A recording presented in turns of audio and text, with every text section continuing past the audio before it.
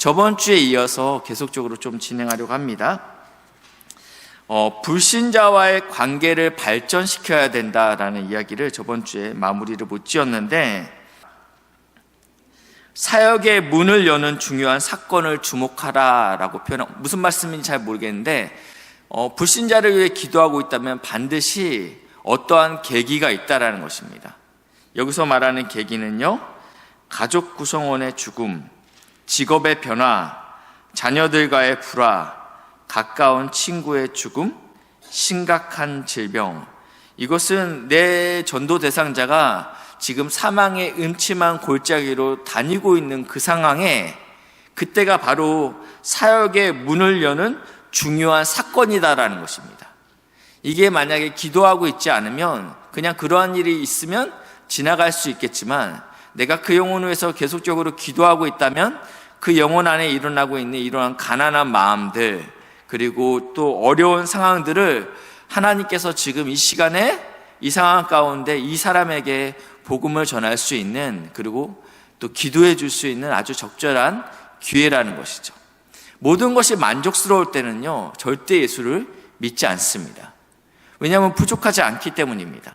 그런데 내 삶 가운데 간절히 누군가를 찾아야 될 때, 그때는 반드시 우리가 누군가를 붙잡게 된다는 것이죠. 제가 어제인가 그저께 어떤 탈북하셨던 그 여성분의 간증을 듣게 됐어요. 중국으로 갔는데 그 중국에서 이 사람을 인신매매로 이제 팔라고 했던 그 얘기를 듣는데, 이 자매가 그때까지는 이제 북한에서는 이제 뭐 부처님도 모르고 하나님도 모르고 아무것도 모르겠는데 간절히 붙잡을 수밖에 없잖아요. 누군지 모르겠지만 제발 나 좀 도와달라고 막 울면서 기도했다라는 간증을 듣게 됐는데, 그래서 많은 그 북한에서 탈북하셨던 우리의 형제 자매들이 선교사님을 만나고 또 복음을 듣고 또 이제 한국에 와서 또 신앙생활을 하게 되는 모습들을 보게 됩니다. 이것이 사역의 문을 여는 아주 중요한 사건들입니다. 그렇기 때문에 기도하고 있으면 하나님께서 반드시 그 어떠한 문을 여시는 그 포인트를 보게 된다라는 것이죠. 그렇기 때문에 기도가 선행돼야 된다. 그러고 나서 이 관계가 이제 형성되면요, 복음의 씨앗을 심겨야 될 때가 있습니다. 그렇기 때문에 교회에서는 종종 특별한 행사를 준비하죠. 특별한 행사를 준비합니다. 그래서 이 행사에 초대하는 거죠. 그래서 어떤 분들은 이 세례식에 초대합니다. 아버지, 그렇죠? 우리 시아버지를 아버님, 우리 손녀, 예쁜 손녀, 아니야, 시아버지는 다른 건 다 안 돼도 손녀라면 꿈뻑 죽잖아요. 우리 손녀 세례식인데 아버님이 와서 좀 축하해 주셨으면 좋겠어요. 네, 아니 발표회, 우리 성탄 발표회 보니까 평소에 교회 안 나오던 우리 남성 성도들이 다 자기 손녀, 손자를 보기 위해서 와서 앉아있는 모습들을 보게 됩니다. 얼마 전에 중등부에서 토요일날 체육대회를 했다고 하더라고요. 체육대회가 끝나고 이 떡볶이를 먹는 일에 세 가족이 왔다라는 이야기를 들었어요. 그러니까 이러한 어떠한 이벤트들을 일상적인 것들이 아닌 특별한 이벤트에 이러한 분들을 초대하시면 좋을 것 같습니다. 이거는 따라하라고 드리는 말씀은 아니고, 이 부산에 있는 어떤 교회는 1년에 2번씩 세례식을 하는데 몇백 명씩 세례를 받아요. 이것은 유아 세례를 받는 사람들의 명단이 아닌 예수를 믿지 않았던 사람이 예수를 믿는 사람들을 말하고 있는 것입니다. 그러니까 새 가족이 얼만큼 들어오느냐의 문제가 아니고, 교회를 다니지 않던 사람들이 예수님을 나의 구주라고 믿고 고백하는 사람들을 이야기하는 거니까 놀라운 일이죠. 놀라운 일입니다. 이 교회에서 이 목사님께서 그런 얘기 하시더라고요. 이 3040들이 자신의 부모를 전도한대요. 부모를 전도하는데, 만약에 아빠 이번 주에 꼭 교회 가자 그러면 기회가 오는 날이 되면 담임 목사님한테 미리 말씀을 드린대요. 목사님, 이번 주에 저희 아버님 시골에서 올라와서 우리 교회 방문하기로 했습니다.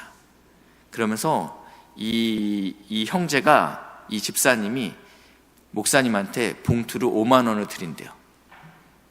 그러면 그 아버님이 오면 이 목사님은 누가 올 거라는 거 알고 있잖아요. 아, 누구 아버님 반갑습니다. 그리고 이제 기도 끝난 다음에 아버님 멀리 오셨는데 식사라도 하고 가세요.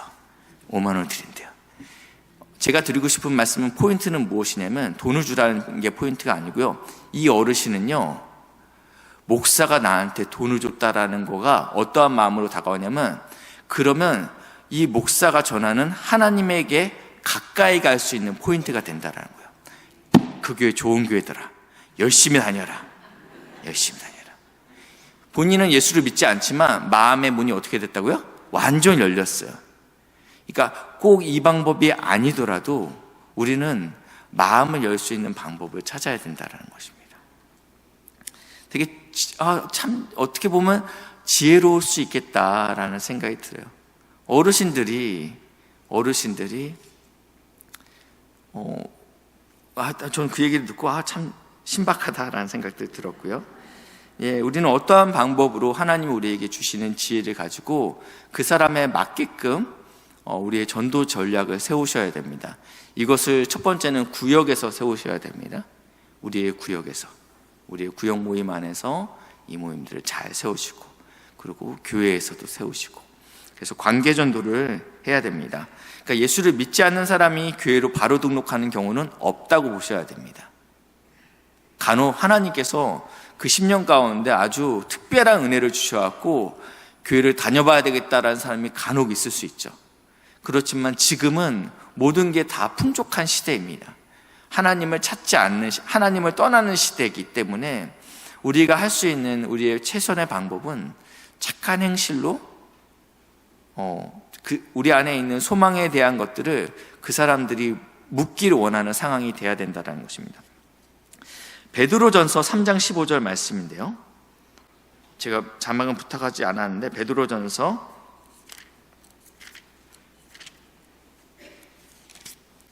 3장 15절.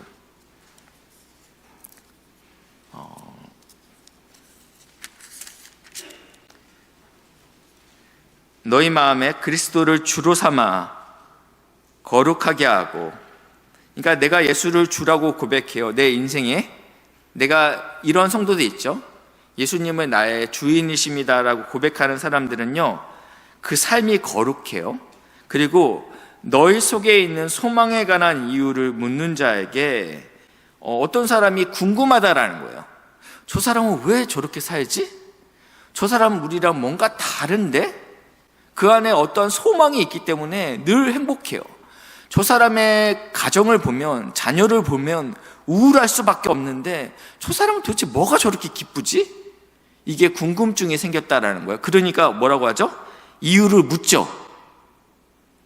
문제는 우리한테 아무도 안 묻는다라는 거예요. 왜냐하면 니나 나나 똑같다라고 생각하기 때문에. 예수를 믿는 너나 예수를 믿지 않는 나랑 다를 거 없는데? 그럼 묻지 않겠죠. 근데 예수를 주라고 고백하고 내 안에 소망이 가득한 사람들한테는 혹시 예수 믿어서 그런 거야? 교회 다녀서 그런 거야? 라고 묻는다라는 거예요. 그래서 묻는 자에게 대답할 것을 항상 준비해야 돼. 질문을 하는 사람한테 대답하면요 100%입니다. 근데 우리는 우리한테 묻지 않아요, 사람들이요. 왜냐하면 다른 게 없거든요. 다른 게 없거든요. 근데 우리는 자꾸 얘기를 해주려고 해요. 야, 예수 믿어야 돼, 예수 믿어야 돼. 근데 그 얘기를 듣고 있는 이 사람은 예수를 믿는 당신을 보니까 별로 가고 싶지 않은데? 라는 생각이 들 수 있다라는 거예요. 그래서 우리가 온유와 두려움으로 항상 이 마음을 갖고 있어야 된다라고 이야기하고 있다는 것입니다. 와, 저분 왜 저러지? 저분은 뭔가 달라 라는 마음들이, 궁금증이 생길 수 있게끔 우리 마음에 예수를 주로 삼으라 라고 이야기하고 있습니다. 그래서 이제 보시면 관계 전도를 위한 5가지 과정이 있습니다. 첫 번째는 한두 명의 사람을 목표로 정하라. 많이 정할 필요가 없습니다. 한두 사람의 목표를 정해야 됩니다. 첫 번째는 가족이 될 수 있고, 친구, 동료, 그리고 이웃 가운데 예수 그리스도를 모르는 한두 명을 정하라. 이게 이제 구역에서 정해야 될 것입니다. 그리고 두 번째는 기도하랍니다. 이 구역에서 이 문제를 놓고 매일 마지막에는 기도해야 된다는 거죠. 그렇죠? 구역 모임이 끝날 때 구역장님은 명단이 있을 거 아니에요? 김 집사님에게는 누가 전도 대상자고 누가 전도 대상자 쫙 나오면 이걸 가지고 함께 기도하라. 주님께서 어떻게 사역하실 것인지 듣지 않고 사역하는 것은 매우 어려운 일이다. 그러니까 하나님께서 분명히 어떠한 적절한 시간을 주실 거라는 걸 믿고 기도하십시오. 그럼 하나님께서 깨닫게 하시고 아이디어를 주신다라는 거죠. 아이디어를 주신다라는 거죠. 마음에서 그들에 대한 하나님의 사랑이 흘러나오지 않을 때는 그 사람을 사랑하는 것은 더더욱 어려운 일이다. 먼저 우리 안에 하나님께서 사랑하는 마음을 부어주셔야 되겠죠. 그렇죠? 그래야지 자연스럽게 그 사람을 향한 사랑이 전달되니까요. 그렇기 때문에 이 기도하는 것은 굉장히 중요하다. 우리 안에 하나님의 사랑이 부어지는 일이기고, 두 번째는 하나님께서 어떻게 일하실지를 우리가 들을 수 있는 시간이기 때문이다. 세 번째, 이것도 기도하라인데 함께 기도하라. 이것은 이제 구역에서 같이 기도하는 것이죠. 함께 기도하십시오. 그리고 관계를 개발해라. 관계를 만들 수 있는 어떠한 행사들을 만들라. 만약에 우리가 김포로 묶여 있다, 우리 구역이. 근데 우리 3명과 전도 대상자가 겹치는 한 명만 있으면 이 사람을 타겟팅해서 이 사람과 함께 우리가 오늘은 어디로 같이 가서 차 한잔 마실까? 이러한 관계를 개발하라. 그래서 우정을 쌓아라, 이 얘기입니다. 우정을 쌓아라. 그래서 5번째는 재미있는 활동을 하라. 불신자들을 초청할 수 있는 재미있는 활동을 계획하라. 이렇게 해서 먼저 구역 안에서 전도가 될 수 있게끔 하시면 좋을 것 같습니다. 이제 오늘은 소그룹의 성장 과정입니다. 모든 공동체는요, 과정을 겪게 됩니다. 과정을 겪게 되는데요. 첫 번째는요, 이 태동하는 과정이죠. 처음으로 구역이 생겼습니다. 구역이 생겼는데 그때는요, 서로가 대면합니다. 잘 모르고요. 그래서 피상적이죠. 근데 이 피상적인 관계가 어느 날 성장하게 되는데 언제 성장하냐면 어려움을 통해서, 시련을 통해서 훨씬 더 끈끈해지긴 합니다. 그리고 용납과 사랑을 받아들이는 단계까지 갑니다. 그리고 나중에는 팀으로 함께 사역을 감당하게 됩니다. 이게 사역이 없으면요, 한계가 있습니다. 사역으로 묶여야 돼요. 그러니까 우리가 이 말하는 사역은 영혼 구원하는 사역이죠. 그렇기 때문에 차만 마시고 맨날 놀다 보면요, 세상에 있는 그 계모임과 다를 바가 없죠. 그러니까 어떠한 목적이 분명히 있어야죠. 어떠한 목적이 분명히 있어야 되는데, 이 목적을 향해 세상 모임은 계모이면 목돈을 마련하는 모임이 될 수 있겠지만, 우리 구역은 영혼 구원하는 것이 우리의 목적이다. 그렇기 때문에 함께 사역을 감당하십시오. 그렇게 되면 하나님께서 배가하시는 은혜를 주신다라고, 이게 이제 단계입니다. 그래서 첫 번째 형성기, 이 형성기에는 어떠한 것들이 예상되냐면요, 처음 이 모임에, 그러니까 구역장님이 내년에 아마 처음 되시는 분들 계실 겁니다. 구역원이 처음으로 또 그 자리에 들어가는 데가 있을 것입니다. 그러면 참여하는 사람은 이러한 마음을 갖고 시작합니다. 아마 나는 참된 친구를 발견할 수도 있을지 모르겠다라는 마음으로 들어가지, 어느 누구도 억지로 끌려 들어가진 않아요. 새로운 구역이 만들어졌을 때는 아마 이곳에서는 내가 내 기도 제목을 이야기했을 때 굉장히 서로가 좀 행복하지 않을까, 내가 성장하고 섬길 수 있는 것 같다, 이런 마음이 또 들겠죠. 그리고 이 그룹은 굉장히 따뜻할 것 같아, 이러한 마음으로 그룹 안에 들어가죠. 새가족이요, 다 대부분 이러한 기대를 갖고 교회를 등록하지 어느 누구도 그냥 등록하지 않아요. 제가 저번 주에 말씀드렸던 새가족도 1월 달부터 교회를 돌아다니기 시작했어요. 여기 옆에 있는 청관홍 목사님네 교회도 가고, 강일교회도 가고, 또 어디 또 처음 들어보는 교회인데 거기도 가고, 안 다녀본 교회가 없대요. 이 교회를 안 왔대요. 왜냐면 여기는 재건축이 되는 줄 알았대요. 예, 여기가 다 개발이 되니까 여기도 허물어지니까 여기 그러면 또 그 얘기는 안 했어요, 이 집사님이요. 근데 허물어지니까 어차피 교회가 이거 없어질 거다. 그러니까 여기는 오지 않았대요.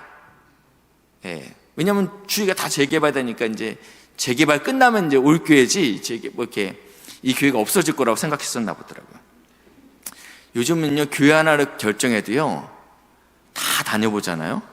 한 군데만 가지 않고 쭉 둘러봐요. 그래서 나한테 맞는 교회, 나한테 은혜를 줄 수 있는 교회, 그리고 내가 성장할 수 있는 교회를 찾지. 마찬가지로 구역도 마찬가지입니다. 들어갈 때는 다 이런 마음을 갖고 들어온다라는 거예요. 이런 마음을 갖고 들어온다. 그러다가 이 초기에 어떠한 마음이 드냐면, 여기는 내가 생각하는 모든 것을 나눌 수 없겠다라는 생각이 들 수 있다라는 것입니다. 그리고 저 구역장의 말이 나에게 상처가 된다, 이렇게 생각할 수도 있죠. 그러면서 내가 정말 이곳에 속하고 싶은 그룹인가? 그리고 저 사람은 구역장이 되면 안 되는 사람 아닌가? 여러 가지 생각들이 이 형성기에 든다라는 것입니다. 그러면서 이 형성기의 리더십은요, 어떠한 역할을 감당해야 되냐면요, 이렇게 이야기합니다. 이 그룹에서 무엇을 얻기를 원하십니까? 라고 주도권을 이 사람한테 넘기면 안 된대요. 무슨 말씀이냐면, 당신이 원하는 것으로 제가 인도해 드리겠습니다 라고 하면 이 그룹에는 목표가 없다라는 인상을 줄 수 있다. 그렇기 때문에 구역장님은 우리 구역의 비전은 이것입니다 라고 이야기해야 된다는 것입니다. 그래서 이 시간은 아마 그 비전을 만들어가는 시간이라고 저는 믿어요. 구역장님 안에, 내년 내 구역 안에 어떠한 비전이 있으십니까? 제가 계속적으로 강조하는 것은 모든 소그룹 안에는 영혼 구원의 역사가 일어나야 된다라는 말씀을 드렸어요. 그러면 우리 구역은 전도사님이 새 가족이 왔을 때 주는 사람 말고, 지금은 시험에 들어서 교회 떠난 사람이나 아니면 예수를 모르는 사람들이 우리의 전도로 통해서 이 구역에 등록시키는 것이 우리 구역의 비전이 되어야 된다는 것입니다. 그래서 이 비전을 심어주셔야 되고요. 이 공동체에는 다양한 목적들이 있겠죠. 예, 우리가 정말 하나가 되는 공동체가, 아름다운 공동체가 되는 게 중요한 목적이고요. 두 번째는 삶의 변화입니다. 내가 예수를 10년, 20년, 30년, 40년 믿었지만 여전히 성경을 스스로 읽지 않는다. 여전히 기도하면 10분을 못 앉아 있는다. 그러면 이제 구역장님은 보시면, 이분은 참 신앙생활 열심히 했는데 기도 생활이 좀 부족한 것 같네. 그러면 기도 생활을 할 수 있게끔 내가 어떻게 도와줘야 되겠다. 집사님 보니까 기도 생활이 부족하네, 이렇게 얘기하면 안 돼요. 집사님, 우리 같이 기도하러 갈까? 끌어당기셔야 된다는 거죠. 삶의 변화를 일으킨다. 그리고 이 존재의 목적은 전도이다. 그리고 또 구역장님은 목양을 하는 것입니다. 목양. 우리의 참 목자 예수님이 계시지만 우리도 목자입니다. 우리가 목자입니다. 왜냐하면 하나님께서 나에게 양 무리를 맡기셨잖아요. 그러니까 우리는 목자입니다. 그리고 그룹의 번식입니다. 지금 한국 사회가 아이를 0.7 낳는다고 합니다. 뭐 없어진다라는 이야기가 있잖아요. 이게 병들었다라는 증거인데요. 교회에도 더 이상 그 영적인 새 생명이 태어나지 않는다면 그것은 병들었다라는 뜻이에요. 그러니까 수평이동 말고 저 다른 교회에서 권사님으로 아니면 집사님으로 수고했던 사람들이 오는 거, 이사 와서 오는 것들은 저희가 너무 어쩔 수 없는 것이죠. 근데 그런 거 말고 그 예수를 몰랐던 영혼들이 예수 앞에 또 나오는 일들이 반드시 있어야 된다.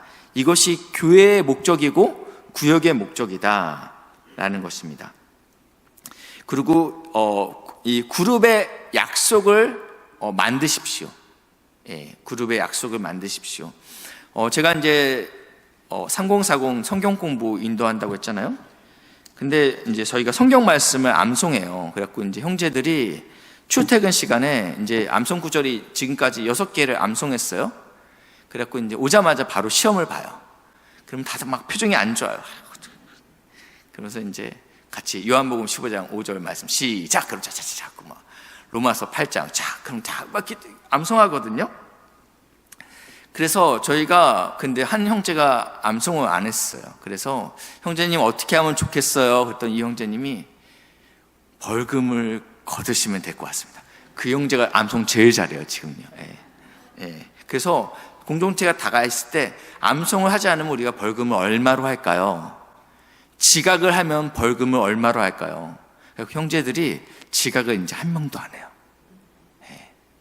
약속이 생기니까 그 전까지는 이렇게 좀 늦으면 좀 늦나 보다 이렇게 왔는데 벌금을 내야 되잖아요. 이분들 돈이 아까워서 그런 것 같지는 않아요.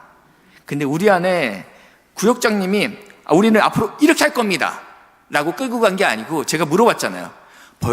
어떻게 하면 암송할 것 같아요 형제님? 그러니까 형제님이 자기가 입으로 얘기한 거잖아요. 그렇죠? 그러니까 이 구역 모임의 것들은 구역자님이 다 결정할 필요가 없고 우리가 구역 모임 할 때 어떻게 하는 게 좋을까? 그래서 이런 것들은 이렇게 하는 게 어떨까? 그러면 본인들이 이야기할 거예요. 그러면 이 약속을 만들고 지킬 수 있게끔 도와주시면 된다라는 것입니다. 그래서 우리만의 약속을 만들어라. 우리만의 약속을 만들어라. 그래서 저는 그 중에서 또 한 가지는 끝나는 시간을 명확히 해라. 시작하는 시간도 명확히 하라. 이거는 구역장님에 있어서 굉장히 중요한 겁니다. 저는 이것을 안 지키면 사실은 실패했다고 보는데 구역 모임이 10시에 한다. 그렇지만 꼭 10시 10분에 오시는 분이 있어요. 그렇지만 우리는 그 사람을 기다려주지 않아요. 무조건 땡 하면 무조건 시작해야 돼요. 한 명이 앉아 있어야 돼요. 이것은 이 한 명을 향한 약속입니다. 이 나머지 10분, 20분 늦은 분들은요, 만약에 내가 왔는데 늦었어요. 처음에 미안한 마음을 갖고 왔는데 막 웃고 떠들고 있어요. 집사님 왔어요? 우리 사도신경으로 우리 시작하겠습니다. 그러면 늦었다라는 생각을 안 해요. 다음에 계속 늦습니다. 근데 한 번, 두 번 올 때마다 벌써 찬송가 부르고 있고 벌써 말씀 나누고 있으면 내가 늦었구나 라는 생각을 갖게 된다는 거예요. 그리고 제일 중요한 거는 정시에 온 사람을 바보로 만들지 않았다라는 거예요. 만약에 구역장님 혼자만 있다면 그 시간부터 기도로 나아가세요. 기도로 나아가세요. 그리고 권찰님한테 권면해 주세요. 권찰님, 우리 정각에 같이 시작하자. 그래서 우리 그룹의 약속을 만드셔야 됩니다. 그래야지 이게 계속 갈 수 있습니다. 그렇기 때문에 시간 약속을 정확히 좀 지켜주시면 감사하겠습니다. 끝나는 시간을 정해놨다면 그 시간에 끝내고 못 다룬 얘기는 시간이 되는 사람들 우리 차 한잔 같이 할까요?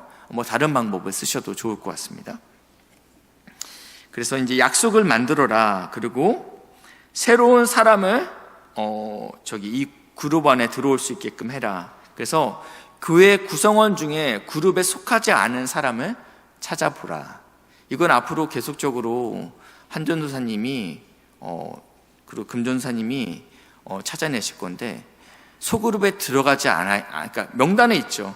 근데 안 나오시는 분들은 소그룹에 들어갈 수 있게끔 계속적으로 권면할 거예요. 소그룹에 들어있지 않다라는 것은 언제든지 교회를 떠날 수 있다라는 거기 때문에 소그룹에 들어올 수 있도록 계속적으로 권면할 겁니다. 그래서 소그룹에 누가 들어오지 않았는지 찾아보시고 교회 밖에서도 찾아보시면 좋겠습니다.